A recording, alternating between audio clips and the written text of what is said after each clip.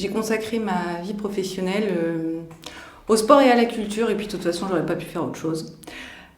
Aujourd'hui, je dirige la fédération des Bagadous Sonerion depuis 2 ans et demi. L'épidémie de Covid, elle arrive sur le secteur d'Auray, elle commence par un cluster. Et le 1er mars, il y a un arrêté qui tombe, qui interdit tous les événements sur le secteur du Morbihan. Moi, j'apprends la nouvelle à 7h30 le 2 mars, premier café à la main. Alors, très rapidement, à 8h30, je décide et j'entérine la décision avec André, mon président, d'annuler l'événement, le concours de 3e catégorie qu'on prépare au Palais des Arts pour le 8 mars.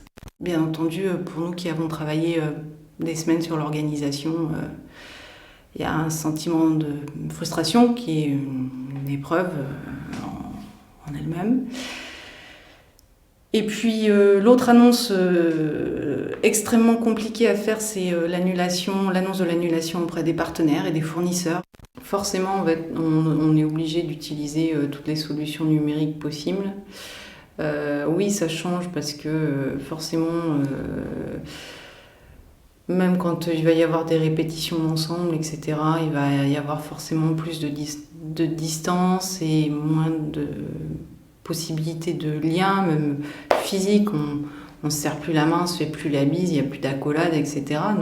Donc ça, c'est, je pense, dans des groupes où il y a quand même des liens extrêmement forts entre les sonneurs, ça va changer quand même des choses humainement importantes et pour pas dire essentielles.